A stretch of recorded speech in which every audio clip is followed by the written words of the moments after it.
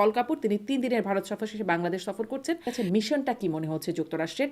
গতবার যখন ডোনাল্ড লু এই পদে তিনি এসেছিলেন, অনেক আলোচনা সমালোচনা হয়েছিল। চুক্তিটি হওয়ার আগে দুই বিরোধী দলের সাথেই তখন তারা কথা বলেছে এবং তাদের এক ধরনের সম্মতি ছিল এই এই ডক্টর খলিলুর রহমান তিনি বিদেশি স্বার্থে কাজ করছেন। আহ, তাকে নিয়ে তিনি বিদেশি নাগরিক এই প্রশ্ন তুলেছিলেন। সেখানে এখন তিনি পররাষ্ট্রমন্ত্রী হিসেবে আমাদের ইন্টারেস্ট সার্ভ করছেন, আমরা আস্থা রাখতে পারি?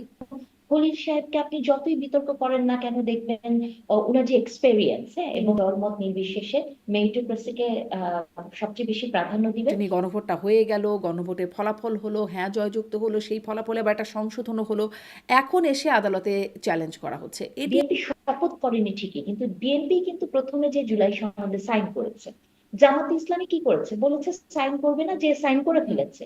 আবার যে দলটি জুলাই সনদে সবচেয়ে সরব ছিল তারা সাইন করে নাই। মানে কেমন একটা। কিন্তু বিএনপি তো আগে খুব মানে শক্ত অবস্থানে ছিল যখন আওয়ামী লীগ সরকার ছিল, যে দলীয়করণ, প্রশাসন দলীয়করণ বা দলীয় লোকজনদেরকে চাকরি দেওয়া হচ্ছে। এখন তো একই রকম ঘটনা যদি বিএনপিও করে, তাহলে কার সমালোচনা আগে করেছিল আসলে? সরকারের সাথে এই ধরনের সেন্সিটিভ জায়গায় যারা কাজ করবে তাদেরও এক ধরনের মানে সরকারের বিশ্বাসযোগ্যতার জায়গাটাও তো থাকতে হবে। মানে এটা তাহলে আর বলছেন যে এত বাংলাদেশের সমালোচনা যে কিসের ছিল? দলীয়করণ যদি স্বাভাবিকই হয়। দলীয়করণ এখন কিভাবে বলবেন, কারণ এখন তো দলই আছে, কি এখন আওয়ামী লীগ তো আর নাই, তাহলে কি তাই। রাষ্ট্রপতিকে তারা মানে বিএনপি খুব বিশ্বাসযোগ্য জায়গায় দেখতে পাচ্ছে? উনি তো সেই রাষ্ট্রপতি যিনি প্রধানমন্ত্রী শেখ হাসিনাকে পায়ে ধরে সালাম করেছিলেন। মানে ডক্টর মোহাম্মদ ইউনূসের সেই নিজেকে ভিআইপি ঘোষণা করে গত জানুয়ারি থেকে ফেব্রুয়ারি। অনেকগুলো বিষয় আপনার কাছে শুরু করব, কথা বলতে চাই। যুক্তরাষ্ট্রের দক্ষিণ ও মধ্য এশিয়া বিষয়ক সহকারী পররাষ্ট্রমন্ত্রী পল কাপুর তিনি বাংলাদেশ সফর করছেন। কথা বলতে চাই গণভোট, জুলাই সনদ নিয়ে আদালতে যে এগুলোর বৈধতা চ্যালেঞ্জ করে একটা রুল জারি করা হয়েছে, সেটি নিয়ে একটু কথা বলতে চাই। আম, ডক্টর ইউনূসের নিজেকে ভিআইপি ঘোষণা করে দেয়া যেই মানে সে নিজের নিজের জন্য যে প্রোটেকশন নেওয়া, সেটার বিষয়ে একটু কথা বলতে চাই। এবং বিশেষ করে সম্প্রতি সময়ে নারী ইস্যুতে একটু কথা বলতে চাই। শিশু ধর্ষণ, নারী ধর্ষণ থেকে শুরু করে যেই ঘটনাগুলো ঘটছে। আজকেই দেখলাম, একটু আগে আপনার সাথে কথা বলার আগেই দেখছিলাম, কুষ্টিয়া বিশ্ববিদ্যালয়ে একজন শিক্ষিকাকে গলা কেটে মানে তাকে হত্যা করা হয়েছে। যিনি হত্যাকারী তিনিও গলা কেটে নিজেকে হত্যা করার চেষ্টা করেছেন, সুইসাইডাল অ্যাটেম্প্ট ছিল। অনেকগুলো বিষয় আছে, আপনার সাথে একে একে শুরু করি। প্রথমেই আসি যে যখন যুক্তরাষ্ট্র, ইরান, ইসরায়েলের মধ্যে যুদ্ধ চলছে, যুক্তরাষ্ট্রের দক্ষিণ এশিয়া বিষয়ক পররাষ্ট্রমন্ত্রী পল কাপুর তিনি 3 দিনের ভারত সফর শেষে বাংলাদেশ সফর করছেন এবং তিনি বেশ কয়েকটি বৈঠকও করেছেন, বাণিজ্যমন্ত্রী, পররাষ্ট্রমন্ত্রী থেকে শুরু করে পররাষ্ট্রমন্ত্রী। মানে আপনার কাছে আসলে শুরুতে একটু জানতে চাই, আপনার কাছে মিশনটা কি মনে হচ্ছে যুক্তরাষ্ট্রের? গতবার যখন ডোনাল্ড লু এই পদে তিনি এসেছিলেন, অনেক আলোচনা সমালোচনা হয়েছিল, এই একটা প্রশ্ন। এবং দ্বিতীয়ত, পররাষ্ট্রমন্ত্রী বলছেন, তার সাথে সাক্ষাৎ হয়েছে বিএনপি ক্ষমতাসীন দল, তারা একটা সন্দেহ কিন্তু আগে ঢুকিয়ে দিয়েছিলেন যে এই পররাষ্ট্রমন্ত্রী মানে এই ডক্টর খলিলুর রহমান তিনি বিদেশি স্বার্থে কাজ করছেন। আহ, তাকে নিয়ে তিনি বিদেশি নাগরিক এই প্রশ্ন তুলেছিলেন। সেখানে এখন তিনি পররাষ্ট্রমন্ত্রী হিসেবে আমাদের ইন্টারেস্ট সার্ভ করছেন, আমরা আস্থা রাখতে পারি? আচ্ছা, আসলে প্রথমে কথা শুরুর আগে আমি বলে দিই যে আমি কিন্তু আসলে ইন্টারন্যাশনাল পলিটিক্স এর কোনো বিশেষজ্ঞ নই বা কোনো কিছু নয়। আমার উত্তরগুলো একেবারে বাংলাদেশের সাধারণ মানুষ, সচেতন মানুষ যেভাবে ভাবে সেটা থেকেই হবে। এটার মধ্যে খুব বেশি রাজনীতি বা এগুলো থাকবে না। তো আপনি যেটা বললেন যে আহ প্রথমে যদি আমরা এই যুদ্ধটার কথা বলি, হ্যাঁ, যে যে যুদ্ধটা হচ্ছে, আমি আপনি আমরা কি বিশ্বাস করি যে এই যুদ্ধটা অ্যাকচুয়ালি ইরানকে স্বাধীনতা দেওয়ার যুদ্ধ বা ইরানকে একটা স্বাধীন দেশ বানানোর যুদ্ধ, তাদের গণতন্ত্র ফিরিয়ে আনার যুদ্ধ? আসলে কিন্তু না। এই যুদ্ধের পেছনে একটি ব্যবসা আছে, একটি বাণিজ্য আছে, তাই না? বাণিজ্যটাই কিন্তু এই যুদ্ধের মূল কারণ। এবং যে কারণে আজকে আমরা দেখলাম যে আমেরিকা থেকে এস পল কাপুর এসছেন, সেটার পেছনে বাণিজ্য আছে, সেটার পেছনে বাণিজ্য। এখন এই বাণিজ্যগুলো, এখন আপনি যদি ভাবেন যে এটি একটি সৌজন্য সাক্ষাৎ, একটি নতুন সরকার এসছে, দেখা সাক্ষাৎ করতে এসছে, তা তো না। এটা তো বাণিজ্যিক কারণেই তিনি এসেছেন এবং যুক্তরাষ্ট্র সারা পৃথিবীতে তাই করেন। এটি তাদের মোটিভ, এই এই এই জায়গাটাই আমরা বলবো। তো এই জায়গা থেকে উনি এসেছেন, আমি ফলো করার চেষ্টা করলাম। পররাষ্ট্র আমাদের যিনি মন্ত্রী আছেন তিনি আসলে বলেছেন যে মেইন তাকে কিন্তু প্রশ্নগুলো করা হয়েছিল যে 3 দিন আগে যে চুক্তিটি হুম হয়েছে, হুম। বাণিজ্য সেই চুক্তি। চুক্তিটি নিয়ে হ্যাঁ, বাণিজ্য চুক্তি নিয়ে প্রশ্নটা ছিল সাংবাদিকদের যে এটা তাহলে কি হলো, এই চুক্তি কি কাউকে না জানিয়ে করা হয়েছে কিনা। তা আমি দেখলাম যে উনি অনেক ইন্টারেস্টিং উত্তর হুম। দিয়েছেন। একটা ইন্টারেস্টিং উত্তর উনি বলেছেন যে যেটি অনেক আগে বলা হচ্ছিল যে কাউকে না জানিয়ে চুক্তিটি করা হয়েছে। উনি বললেন যে চুক্তিটি হওয়ার আগে দুই বিরোধী দলের সাথেই তখন তারা কথা বলেছে এবং তাদের এক ধরনের সম্মতি ছিল, এই কথাটি তিনি বলেছেন। তারপরে আরেকটি ইন্টারেস্টিং জিনিস উনি বললেন যে এই চুক্তিতে আহ কার্যকর করা, সেটিও হচ্ছে এমন একটি বিষয় যে এটা আনুষ্ঠানিক ঘোষণা না দিলে কার্যকর হবে না। আবার বের হয়ে যাওয়াটাও হচ্ছে ভেরি ইন্টারেস্টিং, আপনি 60 দিনের মধ্যেও বের হয়ে যেতে পারবেন। ইন বিটুইন আপনি যদি দেখেন পররাষ্ট্র প্রতিমন্ত্রী শামা ওবায়দ উনি একটি কথা বলেছিলেন লেটস সে লাস্ট উইক, যে যে কোনো ধরনের চুক্তি বা যাই হোক না কেন সেটা সংসদে ওপেন আলোচনা। তার মানে আমরা ধরেই নিতে পারি যে যে চুক্তি নিয়ে আমরা এত কথা বলছি এটি আসলে সংসদ পর্যন্ত যাবে এবং সংসদে এটি নিয়ে একটি কথা হবে, তারপরেই হয়তো এটির আনুষ্ঠানিকতা শুরু হবে। আচ্ছা, এগুলো তো ধরেন অনেক কিছু গেল। তারপরে ওনাদের এই বক্তব্যের মধ্যে বাংলাদেশে আমেরিকান যারা মানে আমেরিকাতে থাকেন কাগজপত্রবিহীন তাদেরকে কি করে ফেরত পাঠানো হবে সেটা সম্মানজনক ভাবেই যাতে ফেরত আসে সেগুলো নিয়ে কথা হয়েছে। এবং আপনি দেখেছেন যে আহ মিস্টার কাপুর তিনি বাংলাদেশের ইলেকশনের একটা প্রশংসাও করেছেন, যে তিনি ভাবতে পারেননি হুম। যখন বলা হয়েছিল যে একটা ভালো ইলেকশন হবে গত অন্তর্বর্তীকালীন সরকারের পক্ষ থেকে, তিনি বলেছেন যে দে ওয়ার সারপ্রাইজ যে এত ভালো ইলেকশন বাংলাদেশে হয়েছে। তার মানে যুক্তরাষ্ট্র একটা সোজা একটা বার্তা আমাদের কাছে দিল যে ইলেকশন নিয়ে তাদের কোনো সংশয় নাই, সরকার নিয়ে তাদের কোনো সংশয় নাই, এবং এর পরবর্তীতে তারা যে কাজটি করবে এই সরকারের সাথে তাদের একটা সহমর্মিতার জায়গা থেকেই করবে। দেখেন আহ এই না, ট্রাম্প ইরানের তো যুদ্ধে শুরুতেই তারেক রহমানকে অভিনন্দন জানিয়ে এবং তার মধ্যেই একদম কোনো রকম রাগঢাক ছাড়াই তিনি বাণিজ্য চুক্তি বা সামরিক চুক্তিগুলোর বিষয়ে কার্যকর করার বিষয়ে তিনি আশা প্রকাশ করা, যেটি আসলে একরকম চাপও বলেন অনেকে, সেটা জানিয়ে রেখেছেনই। মানে এই সরকারেরকে তো অভিনন্দন জানিয়ে রেখেছেন। জানিয়ে জানিয়ে রেখেছে। হ্যাঁ, তো তার মানে এই যে দেখেন ইরানের যে বিষয়টা, যে যুদ্ধটা ইরানের, এই ইরানের যুদ্ধের পরে উনার এই আগমনটা আপনি দেখবেন যে ইরান যুদ্ধকেও কিন্তু বাংলাদেশের প্রধান বিরোধী দল এটাকেও কিন্তু একটা রাজনৈতিক ব্যানার দেওয়ার চেষ্টা করেছে। আপনি যদি দেখেন যে আমি জানি না কেন এটা হয়েছে, বাইতুল মোকাররমের সামনে একটি বিক্ষোভ হয়েছে, একটা মিছিল হয়েছে, সেখানে সরাসরি তারেক রহমানকে দায়ী হুম। করানো করা হয়েছে। অথচ দেখবেন যে এই রাজনৈতিক দলগুলো তারা কিন্তু যুক্তরাষ্ট্রের নাম বা ইসরায়েলের হুম। নাম একবারও নেয়নি। হুম। মানে এটা একটা খুবই ইন্টারেস্টিং একটা বাংলাদেশের রাজনীতির কিন্তু একটা ধারা স্লোগান আছে। শুনছিলাম যে আপনি ইরানে হামলা কেন জাতিসংঘ জবাব দেয়, এইরকম একটা স্লোগান না, শুনছিলাম। তারেক রহমান জবাব চাই হ্যাঁ, এটাই তারেক ছিল রহমান জবাব চাই, স্লোগান। জাতিসংঘ জবাব চাই, মানে হ্যাঁ, যুক্তরাষ্ট্রের নামটা বলে নাই, এটাই হ্যাঁ, এর প্রসঙ্গেই বলছিলাম। হ্যাঁ। হ্যাঁ, এটা খুব ইন্টারেস্টিং না যে দেখেন বেচারা তারেক রহমান, উনার তো আসলে এই যুদ্ধে মানে আমি জবাব দেওয়ার মনে কিছু করি নেই। উনার তো কোনো কিছু করার নাই। হ্যাঁ, হ্যাঁ। কিন্তু আপনি যখন মানে এই যুদ্ধ নিয়ে কথা বলবেন এবং একটা আজকে আপনি দেখেছেন যে ইরান কিন্তু বাংলাদেশের মতো মুসলিম রাষ্ট্রদেরও সহমর্মিতা চেয়েছে। হুম। হ্যাঁ, তো যখন আপনি মুসলিম হিসেবে একটা রাজনৈতিক সেন্টিমেন্ট নিয়ে রাজনীতি করবেন তখন সেই আপনার ধর্মীয় অনুভূতিটা, মুসলিম ব্রাদারহুড অনুভূতিটাই কিন্তু বেশি থাকার কথা ছিল। কিন্তু সেখান থেকে ওনারা ব্লেম করলেন জাতিসংঘ, জাতিসংঘকে করতে পারেন, কিন্তু তারেক রহমান উড়ে চলে আসলেন হুম। সেখানে। হুম। এবং তার সাথে সাথে আমরা দেখলাম যে এই দুটো দেশের নাম তারা বললেন না। তাহলে হয়েছে কি, এই যে যে রাজনীতিগুলো আমরা দেখি সেই রাজনীতিগুলো পুরোটাই কিন্তু আসলে বাংলাদেশের রাজনীতিতে যুক্তরাষ্ট্রকে এক ধরনের মানে সুবিধাজনক জায়গায় রেখে তার সাথে একটা সুন্দর সম্পর্ক রেখে রাজনীতি করা। এবং আপনি ইলেকশনের আগেও দেখবেন যে আমেরিকান এম্বাসিতে যারা হুম। গিয়েছেন, হ্যাঁ যেসব দল গিয়েছেন, যেভাবে তাদের সাথে কথা হয়েছে এবং আপনি একটা হাইপ দেখতে পেয়েছিলেন, একটি জার্নালিস্টদের সাথে একটা কনভারসেশন যখন লিক হয় তখন কিন্তু বলছিলেন যে এমন একটা ভাইব দেওয়া হলো যে আমেরিকা চাচ্ছে আসলে এই দলটা হুম। ক্ষমতায় আসুক, তাই না?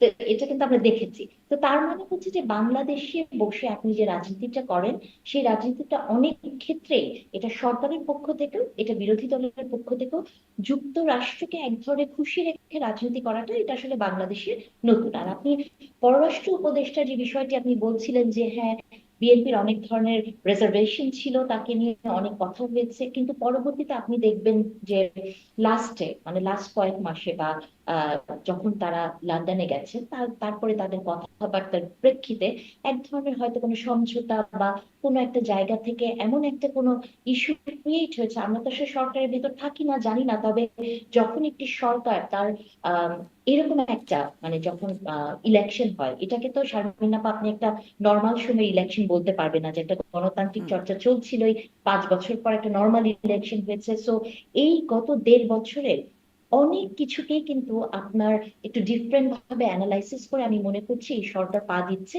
নিশ্চয়ই এটার পেছনে এই সরকারের কোনো একটা ক্যালকুলেশন আছে এবং খলিল সাহেবকে আপনি যতই বিতর্ক করেন না কেন, দেখবেন ওনার যে এক্সপেরিয়েন্স, হ্যাঁ, এবং জনাব তারেক রহমান কিন্তু তার ইশতেহারে একটি কথা বলেছিলেন। যেদিন ইশতেহারটি ঘোষণা করেন সেদিন তিনি বলেছিলেন যে তিনি দলমত নির্বিশেষে মেরিটোক্রেসিকে সবচেয়ে বেশি প্রাধান্য দিবেন। হুম। হয়তো এই মুহূর্তে বাংলাদেশে যেমন অনেক চুক্তি এই যে অর্ধেক হয়ে আছে বা এগুলোকে প্রসিড করতে হবে, তো এরকম একটা জায়গায় আমার মনে হয় যেহেতু ডক্টর খলিলুর রহমানের হাত দিয়ে এগুলো হয়েছে, এটার কন্টিনিউশনের জন্য মনে হয় কিছু সময় তাকে দরকার। এটা আমার ব্যক্তিগত হুম। মতামত, আমি জানি না।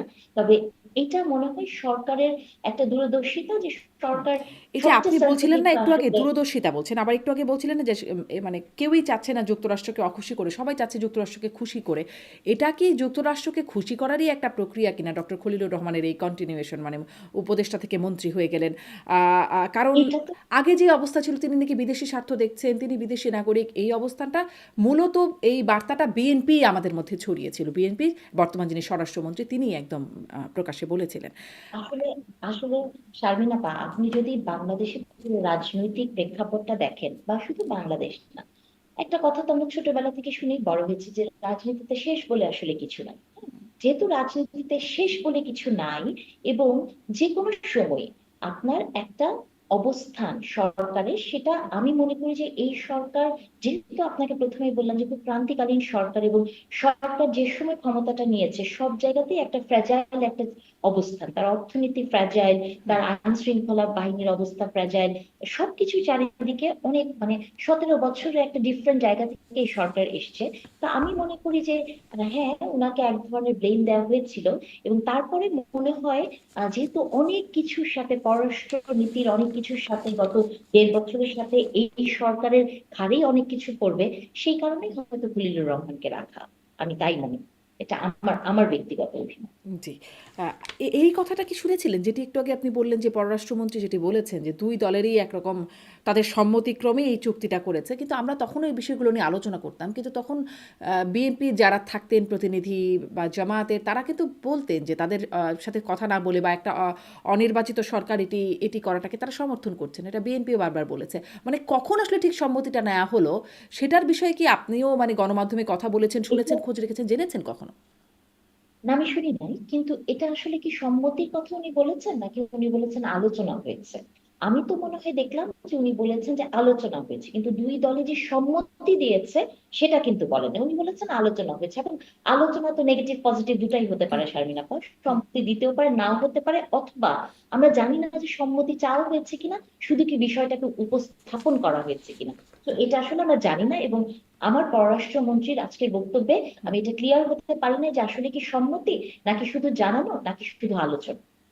আচ্ছা, আচ্ছা। আমি যে অবশ্য একটু চেক করতে চাচ্ছিলাম। আমার কাছে মনে হচ্ছিল আমি তার বক্তব্যে সম্মতি শব্দটাই শুনছিলাম। যাই হোক, আ সামনেও নিশ্চয়ই এটি নিয়ে কথা বলার সুযোগ হবে। একটু আরেকটা বিষয়ে হ্যাঁ। আসি। যেহেতু বিষয়গুলো ছোট, ছোট করে কথা বলব বলে চিন্তা করেছি যে আ জুলাই সনদ গণভোট নিয়ে আদালতে এটার বৈধতা নিয়ে চ্যালেঞ্জ করা হয়েছে। আদালত রুল জারি করেছেন। আ আসলে যেটি হলো যে গণভোটের আগে অনেক বড় আলোচনা একটা প্রক্রিয়া ছিল। তখনও আমরা অনেক কথা বলেছি। তারপরে সেটি নিয়ে গণভোটটা হয়ে গেল। গণভোটের ফলাফল হলো, হ্যাঁ জয়যুক্ত হলো। সেই ফলাফলে আবার একটা সংশোধনও হলো। এখন এসে আদালতে চ্যালেঞ্জ করা হচ্ছে। এটি আসলে কতটা অর্থবহ বা এটার গুরুত্ব কতটা? আপনি আমাকে বলেন শারমিন আপা, গত 15 মাস মানে 1.5 বছরে, 15 মাস তো না, 1.5 বছরে যা যা আলোচনা আপনি দেখেছেন, কোনো আলোচনা কি শুরু হয়ে শেষ হয়েছে? কোনো আলোচনা কিন্তু আমি দেখি নাই হুম, শুরু হয়ে শেষ হয়েছে। হুম, এবং আমরা এটাও দেখেছি, ঐক্যমত্য কমিশনের ভিতরে সবাই একমত হয়েছে, বাইরে যে আন্দোলনের হুম, ঘোষণা হুম। দেওয়া হয়েছে। তার মানে হচ্ছে গত 1.5 বছরে যা হয়েছে শারমিন আপা, এটাকে আপনি নর্মাল রাজনৈতিক কোনো জায়গা থেকে দেখেন না। এই সময় আমরা যেটা দেখেছি, যেটা আমি সবসময় বলি, অনেক নতুন শব্দের আবির্ভাব ঘটেছে আমাদের কাছে, রাজনৈতিক ময়দানে বাজ ওয়ার্ড এসছে, তাই না? নতুন বন্দোবস্ত, নরম পন্থা, শক্ত পন্থা, আরো কত কিছু, হ্যাঁ। তো আসলে যে বিষয়টা হয়েছে যে এই ঐক্যমত্য কমিশনের যে দীর্ঘসূত্রিতার একটা আলোচনা, আপনি এটা নিয়ে আমরা অনেক কথা বলেছি, এটা কিন্তু অনেক ক্ষেত্রেই কালক্ষেপণ ছিল আমার কাছে মনে হয়। যে ধরেন, এখন কিন্তু আবার অনেকেই বলে যে 3 মাস পরে ইলেকশন হয়ে যাওয়াটা আসলে উচিত ছিল, এরকম মানে মন্তব্যও কিন্তু আমরা মানুষের কাছ থেকে শুনি। তো তখন আসলে আপনি এই গল্পগুলো তো শুনেছেন যে কিচেন ক্যাবিনেট, হুম। এটাও আপনি শুনেছেন। আপনি এটাও শুনেছেন যে উপদেষ্টাদের ভেতরে কিছু উপদেষ্টা আছেন যারা চায় না ইলেকশন হোক। আপনি মোটা দাগে যদি কয়েকজন উপদেষ্টার কথাকে দেখেন, তারা কিন্তু ক্রমাগত ভাবে ইলেকশন নিয়ে বলেছেন যে আগে সংস্কার পরে ইলেকশন। ইভেন আমাদের প্রধান উপদেষ্টা কিন্তু ইলেকশনের যে ডেটটি ঘোষণা করেছেন সেটিও কিন্তু অনেকবার অনেক রকম করে এসছে। তার মধ্যেও কিন্তু আমরা শুনেছি যে এই সরকারকে মানুষ 5 বছর হুম। চায়। তার মানে দীর্ঘসূত্রিতা হওয়ার, মানে ইন্টারিম গভর্নমেন্টের কিন্তু এক ধরনের প্রচেষ্টা চলেছিল, কিন্তু সেটা ব্যর্থ হয়েছে। এখন এই যে যেটা জুলাই সনদ নিয়ে যে কথা, হুম। আহ আমি না সব সময় একটা জিনিস মনে করি, এটা বললে এখন আমি গালি খাবো, আপনিও গালি খাবেন, দালাল হয়ে যাব। সেটি হচ্ছে যে আমাদের জীবনটা না যখন একটা, মানে একটা কথা বলে না যে ফ্লুট ছিল, ফোন ছিল না, তখন হচ্ছে অনেক ইজি ছিল। তা আমার কাছে মনে হয় যে আমরা যখন খুব সরল ভাবে জিনিসগুলো দেখতাম, আমাদের একটা সাধারণ সংসদ হুম। ছিল, নর্মাল একটা গণতান্ত্রিক প্রক্রিয়ার মধ্যেই আমরা যেতাম, তখনই না জীবনে এক ধরনের স্বস্তি ছিল। মানে যত দিন যাচ্ছে দেখেন এত কমপ্লিকেসির মধ্যে যাচ্ছি আমরা। এই যে গণভোট, যেটার কথা আমি সব সময় বলেছি যে গণভোটে সরকার একটি পক্ষ নিয়েছে, ইতিহাস কিন্তু একদিন এটার বিচার করবে। এই পক্ষটা নেওয়ার কথা ছিল হচ্ছে রাজনৈতিক দলের, কিন্তু সরকার কিন্তু কোনোদিন কি কোনো ইলেকশনের পক্ষ সরকার নিতে পারে? আবার দেখলেন যে ইলেকশন যে রেজাল্টটা হলো হ্যাঁ ভোটের এবং না ভোটের, সেটা আবার কয়েকদিন পরে বদলে গেল। এখন এগুলো কিন্তু প্রশ্ন একসময় উঠবে, মানে এই প্রশ্নগুলো উঠবে, কিন্তু আমি মনে করি যে বিএনপি যে স্ট্যান্ডটিতে আছে, এই স্ট্যান্ডটি হচ্ছে যে তারা সংবিধানের বাইরে কিছু করতে চায় না। এখন আপনি আমাকে প্রশ্ন করতে পারেন সংবিধানে কি এই জুলাই সনদের কথা ছিল কিনা, সংবিধানে আয়না ঘরের কথা ছিল কিনা, সংবিধানে প্রধানমন্ত্রী হেলিকপ্টারে পালিয়ে যেতে পারবে কিনা সেটা ছিল কিনা। কিন্তু ওই যে ঘুরে ফিরে ওই একই উত্তর, যে গত 1.5 বছরটা ছিল very extra ordinary time, very exceptional. So এটার সাথে অন্য কিছুর তুলনা হয় না। তবে আমার যেটা মনে হয় যে এই শপথ নেওয়াটা, যখন বিএনপি বলেছে যে তারা জুলাই সনদে, দেখেন বিএনপি শপথ করেনি ঠিকই, কিন্তু বিএনপি কিন্তু প্রথমে যে জুলাই সনদে সাইন করেছে। জামাত ইসলামী কি করেছে, বলেছে সাইন করবে না, যে সাইন করে হুম। ফেলেছে। আবার যে দলটি জুলাই সনদে সবচেয়ে সৎ ছিল তারা সাইন করে নাই। মানে কেমন একটা ঘোলাটে পরিস্থিতি মানে না। সবশেষে এখন সাইন করেছে বিএনপি, এনসিপি একদম নির্বাচনের আগে আগে গিয়ে সাইন করে এসছে। সেটা তো হ্যাঁ। না না, নির্বাচনের পরে মনে হয় করেছে, পরে মনে পরে হয়, আগে হ্যাঁ। করে না, করেছে আর কি, হ্যাঁ, পরে শেষ পরে পর্যন্ত করেছে। করেছে আর তার কি। মানে হ্যাঁ, মানে ধরেন করলেও বিষয়টা কেমন না, যে সবাই বলছেন ঐক্যমত্যে যে আমি রাজি, কিন্তু সাইন করলে শুধু বিএনপি একজন বললেন যে করবেন না। আবার দেখেন যেদিন আমরা শপথ করবে, মানে সংবিধানে, মানে যেদিন ওনারা হুম। এমপি হিসেবে শপথ করবেন, সংসদ ভবনে গেলেন, জামাত ইসলামী বলে দিল যে এটা সাইন না হলে আমরা শপথই করবো না। হুম। হুম। কিন্তু এখন তারা আবার শপথ করলেন। মানে আমি না সবকিছুতে কোনো কনসিস্টেন্সি দেখতে পাই না। কিন্তু আমি আহ এটাতে কনসিস্টেন্সি দেখতে পাই যে যে সংস্কারগুলোর কথা বলা হয়েছে, আপনি যদি দেখেন বিএনপি কিন্তু সংস্কারের কথা নতুন বলে। তাদের যে 31 দফা, এটাও কিন্তু একটা সংস্কার, এবং সেই 31 দফা তো প্রথমে 31 দফা ছিল না, 2014 থেকে এটা কন্টিনিউয়াস একটা প্রসেস হিসেবে চলেছে, এবং পরবর্তীতে তারা 31 দফা এসে থেমেছে।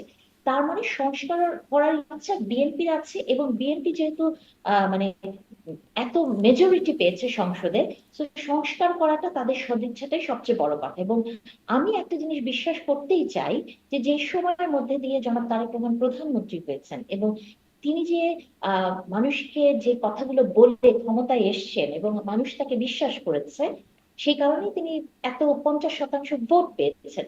আমি বিশ্বাস করতে চাই যে ওনার যেহেতু পরিবর্তনের কিছু ধারা আমরা দেখছি, এটা উনি কন্টিনিউ করবে। তবে সেটার জন্য আমাদেরকে কিছু সময় অপেক্ষা করতে হবে।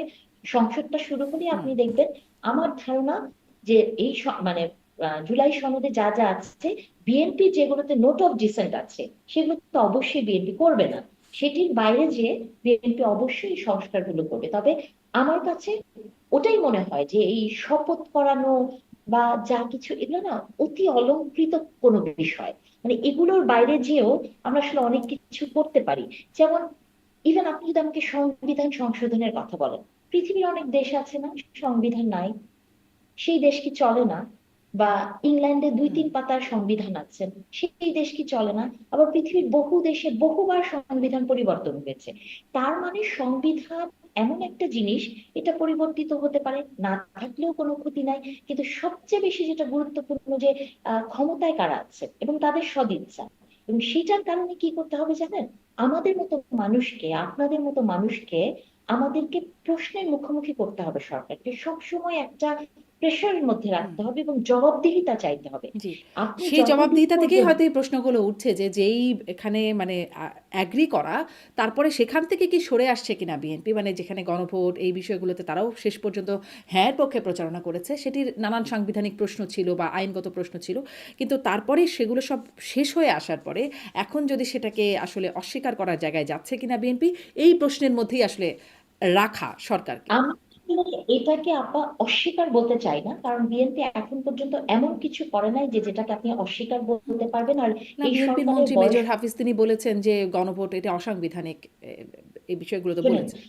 এটা এটা একটা সমস্যা যেটা হয়েছে কি, যেমন জামাতে ইসলামী আমিরের একটি কথা আপনি দেখবেন আল জাজিরার ইন্টারভিউতে উনি বলেছেন যে সবসময় আমির কি বলে সেটা আপনাকে শুনতে হবে। হুম। হ্যাঁ, মানে অন্যরা কি বলে সেটাকে আপনি, মানে এখন উনাদের কথা ধরে, বিরোধী দলের কথা ধরেই যদি আমি এই যুক্তিটা খণ্ডন করতে চাই যে সবসময় বিএনপির আমিরের কথাই শুনতে হবে, মানে যিনি ওই দলের প্রধান বা সংসদের যিনি আছেন বা প্রধানমন্ত্রী যিনি আছেন, তারা কি বলেছেন। এখন এই ধরনের অনেক কথাই তো আমরা শুনি, মানে অনেক ধরনের কথা অনেক মন্ত্রীরা বলেন, তারা তার জন্য জবাবদিহিতার মধ্যে পড়েন, পানিশমেন্টের মধ্যে পড়েন।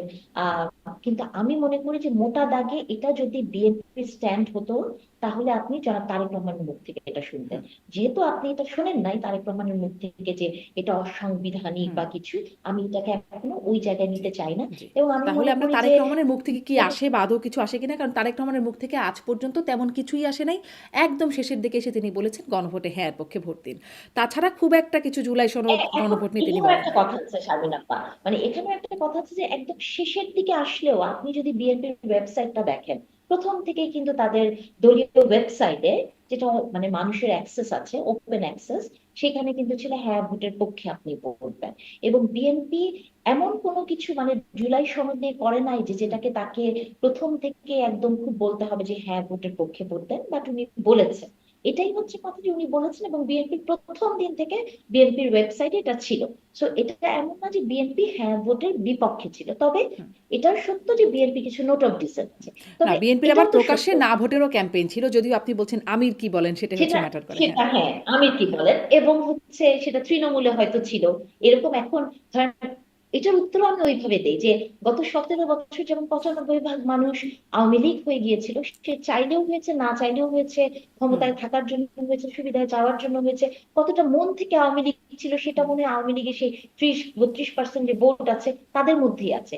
আপনি দেখবেন এখনো 95% মানুষ বিএনপি হয়ে যাওয়ার চেষ্টা করবে। এখন এই যে যারা বিএনপি হয়ে যাওয়ার চেষ্টা করছে এখন, আর এটা তো কোনো ধরেন এমন না যে ব্লাড টেস্ট করে আপনি দেখতে পাবেন আপনি বিএনপি না আওয়ামী লীগ, তাই না?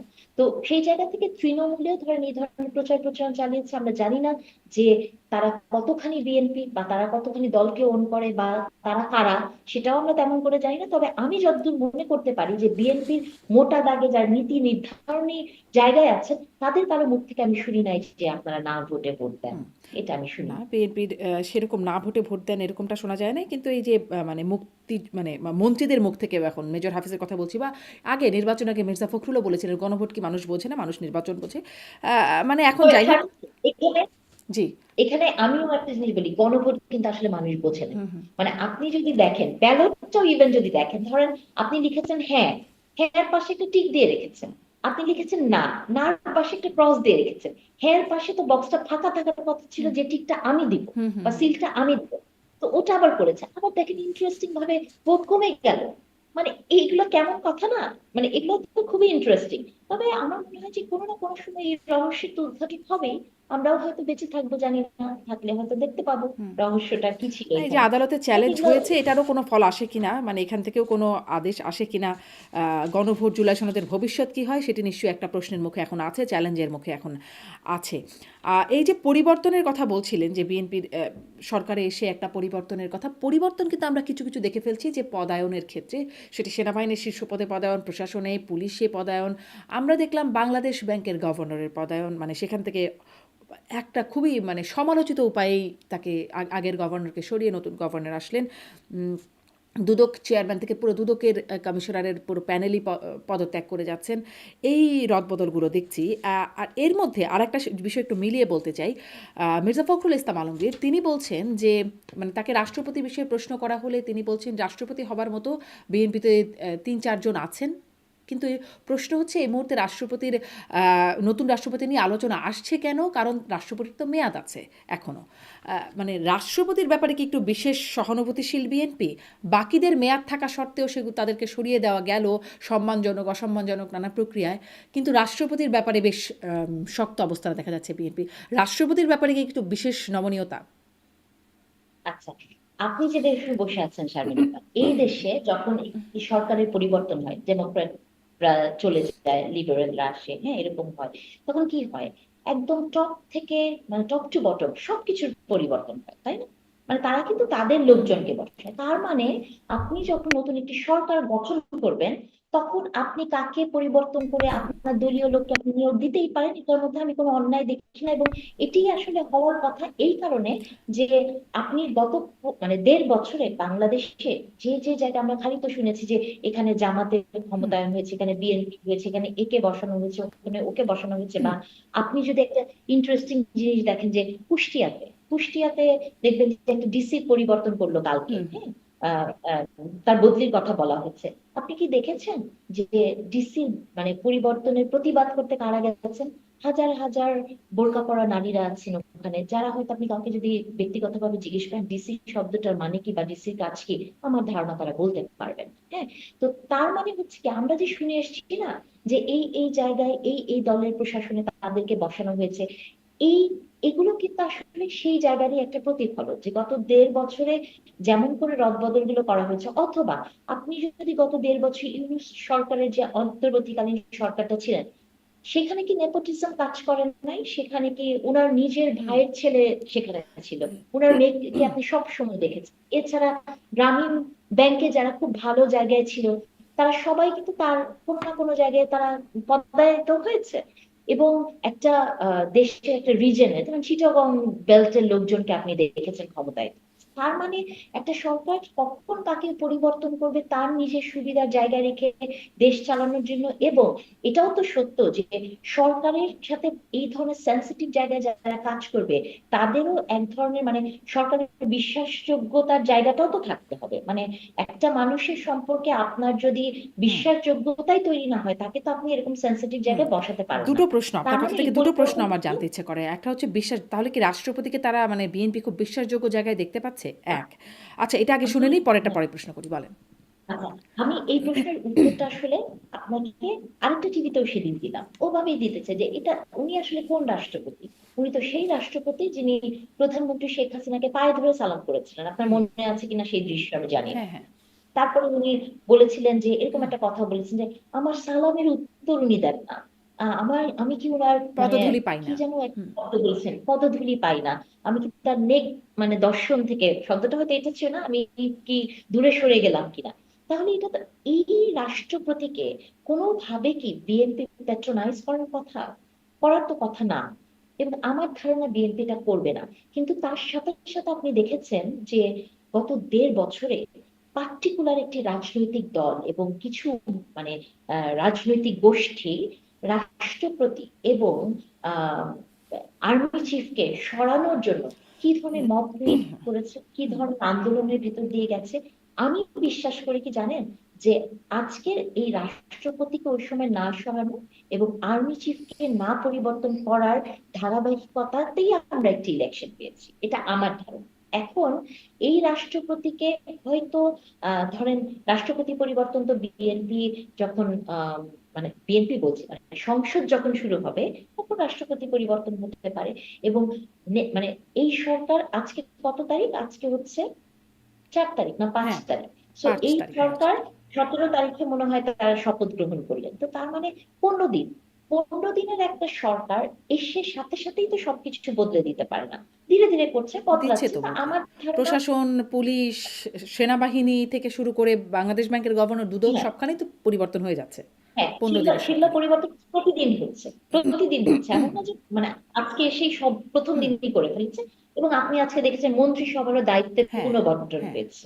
হ্যাঁ, এটা কিন্তু ভেরি ইন্টারেস্টিং। মানে এটা আপনি দেখেন যে একটা মন্ত্রিসভা মাত্র গঠন করা হয়েছে 10-15 দিন আগে, 10-15 দিনের মধ্যেই কিন্তু তাদের আহ আহ, মন্ত্রণালয়গুলোকে পুনর্বন্টন করা হয়েছে।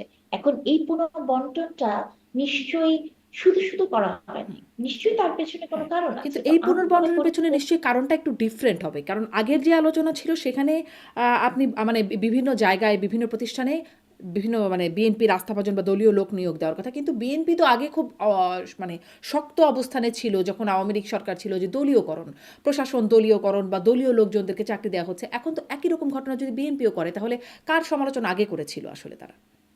এখন আপনি দলীয়করণ এখন কিভাবে বলবেন? কারণ এখন তো দলই আছে, কি এখন আওয়ামী লীগ তো আর নাই, হুম। তাই না? তাহলে আপনি যাকেই ক্ষমতায় মানে প্রশাসনে রদবদল করেন না কেন, তারই নিশ্চয়ই প্রো বিএনপি একটা মাইন্ডসেট থাকবে। তো তার মানে তো বাংলাদেশে যেটা তাহলে আর বলছেন যে এত বাংলাদেশ সমালোচনা যে কিসের ছিল? দলীয়করণ যদি স্বাভাবিকই হয় মানে এটা সমালোচনাটা খুব না, জায়েজ ছিল তবে না তাহলে? তবে শারমিন আপা, আপনি যদি গত 15 বছরের দলীয়করণের কথা বলেন, তাহলে এই দলীয়করণের সাথে যদি আপনি বিএনপির বা এই সময়কার রাজনীতিকে কোনো না কোনো তুলনার মধ্যে যান, সেটা খুব দুঃখের হবে। কারণ গত 15 বছরের সিচুয়েশন তো, ইভেন আমি 15 বছরও বলবো না, আপনি যদি লাস্ট 7-8 বছরের কথা বলেন। আমি একটি বিশ্ববিদ্যালয়ে পড়াই, সেই বিশ্ববিদ্যালয়ের নিয়োগে কি হয়েছে বা হুম।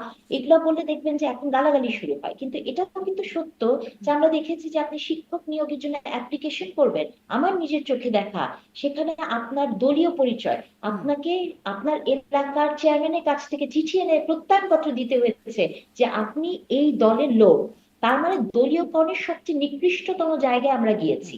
তবে এটাও তো সত্য, যেটা আমেরিকার এক্সাম্পল দিয়ে আপনাকে বললাম, যে পরিবর্তন যখন হবে, একটা সরকার ক্ষমতা এসছে, তার প্রো মেন্টালিটির লোকজনকেই তো তিনি আনবেন। তিনি তো এখন রাতারাতি স্বৈরাচারের দোসরকে এনে ক্ষমতায় বসাবেন না। তো তার কিন্তু আবার মানে হচ্ছে যে স্বৈরাচারের দোসর যাকে ট্যাগ দেওয়া হচ্ছে তাকে আবার মেয়াদটা কন্টিনিউ করার জন্য অপেক্ষমান বিএনপি। মানে অন্ততপক্ষে মির্জা ফখরুল ইসলাম না, আলমগীর যা বলছেন। এখন হ্যাঁ, এখন যেটা আপনি বলছেন যে মির্জা ফখরুল ইসলাম আলমগীর এটা বলেছেন ঠিকই, কিন্তু স্বৈরাচারের দোসর হিসেবে যিনি ছিলেন, তিনি তো যতই আপনি বলেন না কেন, তিনি হচ্ছে প্রেসিডেন্ট, এবং প্রেসিডেন্টকে যখন পরিবর্তন করতে হবে, আমি মনে করি যে সংসদ বসলে পরে তখনই প্রেসিডেন্টকে বিষয়ে নিশ্চয়ই কোনো ডিসিশন তারা নেবে। তবে আমার একটা দৃঢ় বিশ্বাস যে বিএনপি এই প্রেসিডেন্টকে মানে কন্টিনিউ করবে না, এটা আমার বিশ্বাস। এবং বিএনপি এই প্রেসিডেন্টকে রিওয়ার্ডও করবে না, রিওয়ার্ডেড করারও কিছু নাই, এটা এটা আমার বিশ্বাস। তবে যেহেতু মানে খুবই আপনার ক্রান্তিকালের বিশ্বাসটা কি? সময় মানে বিএনপি এই যে সরকার যেমন নাহিদ ইসলামরা দাবি করছে অভিশংসন, এই রাষ্ট্রপতিকে প্রথম অধিবেশনে তিনি ভাষণ দিতে পারবেন না, অধিবেশন মানে তাকে অভিশংসনের দাবি তুলছেন। আপনি কি সেরকম কিছু বিশ্বাস করেন যে তাকে অভিশংসন করা হবে? করাই, এটার নাম পলিটিক্যাল ইকোলজি। মানে আপনি যা কিছুই দেখেন না কেন, তার পেছনে পলিটিক্স, পলিটিক্স মানে কিন্তু মানে বিএনপি আওয়ামী লীগ না, না। একটা পাওয়ার। তো এই যে লোকটাকে আপনি দেখেন যে আপনার চোখে আমার চোখে হয়তো মানে শ্রেণীর চোখ দিয়ে দেখলে হয়তো একেবারেই পাওয়ারলেস, কিন্তু তারও আসলে কোনো না কোনো পাওয়ার আছে, এবং কোনো না কোনো ক্ষমতার বলয়ের মধ্যে সে থাকে, এবং সে জানে যে এটা করে সে বের হয়ে যেতে পারে। এটা একটা ডিমেনশন হতে পারে, এটা যদি আপনি একাডেমিক ডিসকাশনে যান। আর যেটা বলছেন যে প্রচার করে, হ্যাঁ, মানে এটাও এক ধরনের চিন্তার জায়গা হতে পারে যে একটা নতুন সরকার এসছে, ক্রমাগত ভাবে যদি এরকম করা হয়, আহ তাহলে হয়তো একটা ইস্যু ক্রিয়েট হবে, সেটাও হতে পারে। কারণ বাংলাদেশে ইস্যু ভিত্তিক রাজনীতি হয়, আমরা সবাই জানি, এটাও হতে পারে। তবে আমি মনে করি যে ধর্ষণকে রাজনীতিকরণ করা যাবে না। মানে ধর্ষক আওয়ামী লীগ, বিএনপি না জামাত, এটা নিয়ে আপনার আসলে চিন্তা করার কোনো দরকার নেই। ধর্ষক ধর্ষকই। আপনি নারী দেহকে যখনই রাজনীতিকরণের মধ্যে ফেলবেন, তখনই কিন্তু বিচারটা দূরে চলে যাবে, রাজনীতিটা সামনে আসবে। আমরা যাতে রাজনীতিকরণ না করি ধর্ষণকে নিয়ে। ধর্ষণ মানে ধর্ষণ, এবং সেই ধর্ষণ সেটা যেই করুক না কেন, তার একটা মানে দৃষ্টান্তমূলক বিচার করতে হবে। তবে আমার কাছে মনে হলো যে গত 3টা ঘটনাতে আহ সরকারকে আমি ঠিক আহ আমি আশা করেছিলাম যে সরকারের যে আহ নারী ও শিশু বিষয়ক অধিদপ্তর মন্ত্রণালয়, সেখান থেকে একটা ভয়েস আমরা পাবো, স্বরাষ্ট্র মন্ত্রণালয় থেকে আমরা পাবো, হয়তো তারা দিবেন। কিন্তু ঠিক ওই মুহূর্তে আমি দেখি নাই। আমি সব সময় একটা জিনিস এখন রুটিন করে বলা শুরু করেছি শারমিন আপা, সেটি হচ্ছে যে আপনি একটা দেশে আমরা সব সময় কি কথাগুলো বলি যে কোন মন্ত্রণালয় ক্ষমতাহীন বা কম ক্ষমতা বান মন্ত্রণালয়, হুম সেটি হচ্ছে ধরুন ধর্ম মন্ত্রণালয়কে আমরা বলি, আমরা সংস্কৃতি মন্ত্রণালয়কে বলি, নারী ও শিশু বিষয়ক মন্ত্রণালয়কে আমরা বলি যে এরা তেমন পাওয়ারফুল না। পাওয়ারফুল মন্ত্রণালয় কোনটা? পররাষ্ট্র বিষয়ক মন্ত্রণালয়, স্বরাষ্ট্র বিষয়ক মন্ত্রণালয়, তাই না? এগুলো শুনলে আমরা কেঁপে হুম উঠি। কিন্তু এখন আমরা এমন একটা ক্রান্তিকালের ভেতর দিয়ে যাচ্ছি, শুধু আমরা না, পুরো পৃথিবী। এই সময় যদি নারী ইস্যুকে আপনি সবচেয়ে কম বা অল্প মানে গুরুত্বপূর্ণ একটি মন্ত্রণালয় হিসেবে দেখেন, আমি মনে করি এটা একটা ভুল হবে। হুম। মানে এই পৃথিবীর মন্ত্রণালয়ের রাজনীতিটা। মন্ত্রী একজন পুরুষ, ডাক্তার জাহিদ হোসেন। এটি আসলে কেমন মনে হলো? একজন প্রতিমন্ত্রী ছিলেন ফারজানা শারমিন পুতুল।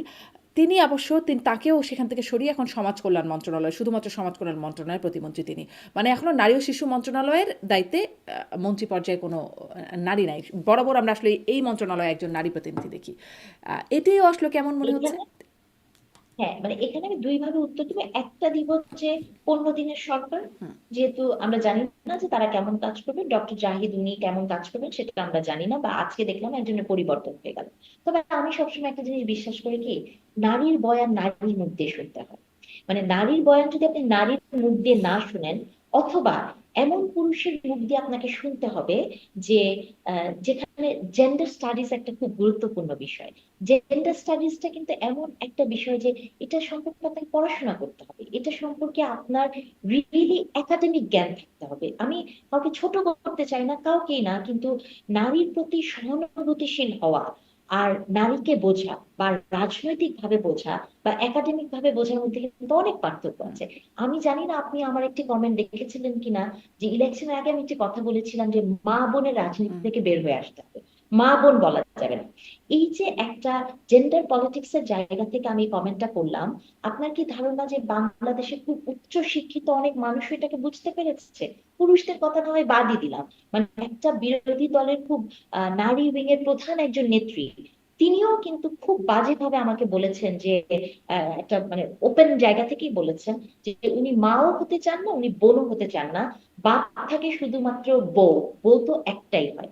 উনি যে ধর্মের রাজনীতি করেন, ইসলামে কিন্তু বউ একটা না, 4টা বউ কিন্তু আপনি রাখতে পারবেন। কিন্তু এটা ধর আমি রেটরিক করে ওনাকে বলছি, কিন্তু যখন টপ লেভেলের নারীরা পর্যন্ত মানে জেন্ডার পলিটিক্স এর ল্যাঙ্গুয়েজ বুঝতে পারে না, হুম তখন কিন্তু আপনাকে বুঝতেই হবে যে নারী শিশু অধিদপ্তর গুলো এমন একটি অধিদপ্তর যেখানে বয়ান তৈরি করতে পারবে এমন মানুষ, সেটা পুরুষও হতে পারে, কিন্তু তার একটা একাডেমিক ব্যাকগ্রাউন্ড থাকতে হবে, তার একটা জেন্ডার পলিটিক্স এর শব্দ চয়ন কেমন হয় সেগুলো বোঝার সেন্সিটিভিটি থাকতে হবে। মানে অন্তর্বর্তীকালীন সরকার একটা কাজ ভালো করেছে, সেটা হচ্ছে মহিলা শব্দটা বাদ দিয়ে হুম নারী অধিদপ্তর করেছে। মহিলা শব্দ নিয়ে আমাদের এই কথাগুলো কিন্তু আমরা সবসময় বলছি, কিন্তু মোটা দাগে দেখেন, মানে একটা শব্দের ব্যুৎপত্তিগত অর্থটাকে আমরা কিন্তু কখনো গুরুত্ব দিই না। কিন্তু সোসাইটিতে মানে সোশ্যালি কনস্ট্রাক্টেড যে আইডিয়াস আছে, সেইটা যদি বলে দেয় যে না, মহিলা শব্দটা ব্যুৎপত্তি যেভাবেই হোক না কেন, কিন্তু এটা একটা ভালো শব্দ, আপনি আমি সেটা মেনে নিই। কিন্তু জেন্ডার পলিটিক্সে কিন্তু এখন আর এটা মানার সময় নাই। হুম এখন আপনি রাজনৈতিক ময়দানে নারীকে যখন নারী অথবা মানুষ হিসেবে না দেখে আপনি যখন মা এবং বোনের মধ্যে ফেলবেন, তখনই কিন্তু এক ধরনের ডমিনেশনের জায়গা আসে। তখনই কিন্তু মা এবং বোনকে কিন্তু আমরা প্রোটেক্ট করি। এখন এই কথা বললে এক দল এসে এখনই বলবে যে উনি প্রোটেকশন চান না, উনি চান হচ্ছে ডার্লিং হতে, উনি চান হচ্ছে এগুলো লিখে আমাকে নিয়ে, এটা না বুঝি। কিন্তু আপনি দেখেন, আপনি কেন আহ যখন রাজনীতিতে মানুষ নিয়ে রাজনীতি হবে, সেই জায়গাটাতে আপনি পুরুষের কাছে কেন আপনার সিকিউরিটি সেফটি চাবেন, আপনি রাষ্ট্রের কাছে চাবেন হুম মানুষ হিসেবে।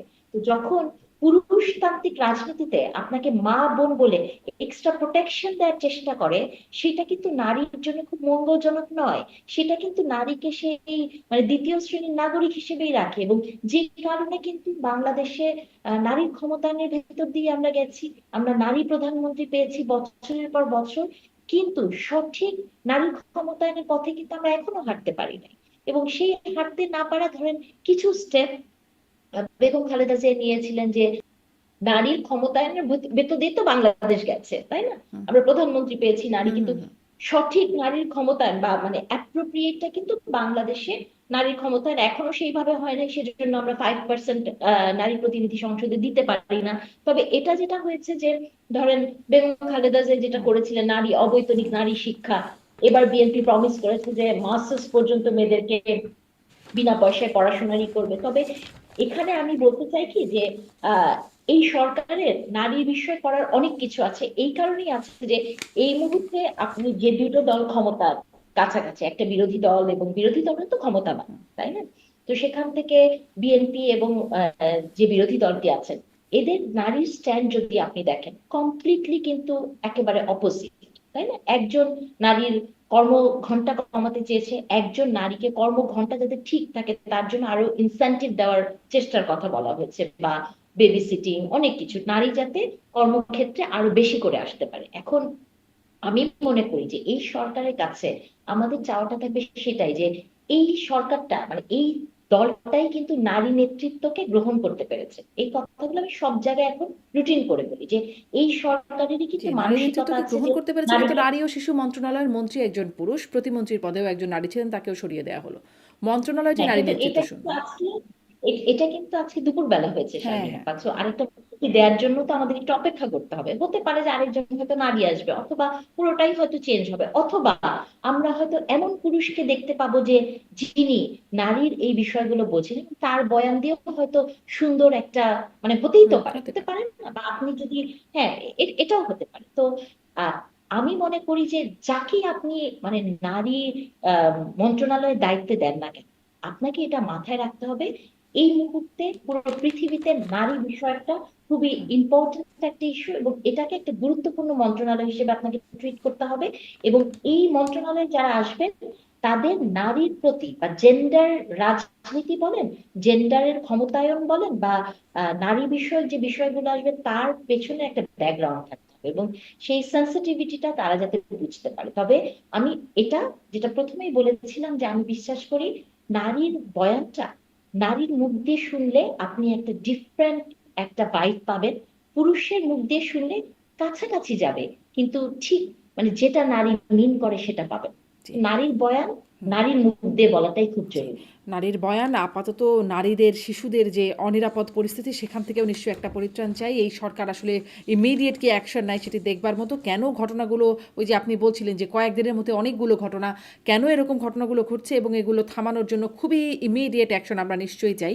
এবং ওই ব্যাখ্যাটাও আমরা জানতে চাই, যেটি আপনি শেষ পর্যন্ত বলছিলেন যে হয়তো নতুন মন্ত্রী আসবে, প্রতিমন্ত্রী আসবেন।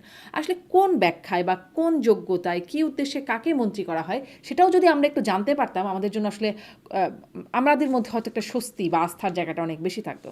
ডক্টর নাহিদ ইসলাম খান, আপনাকে অনেক ধন্যবাদ। সামনে নিশ্চয়ই আরও কথা হবে এই প্রসঙ্গগুলো নিয়ে। ধন্যবাদ আজকে যুক্ত হবার জন্য। ধন্যবাদ শারমিন আপা, অনেক থ্যাংকস। ধন্যবাদ দর্শক আপনাদের সবাইকে এতক্ষণ থাকার জন্য।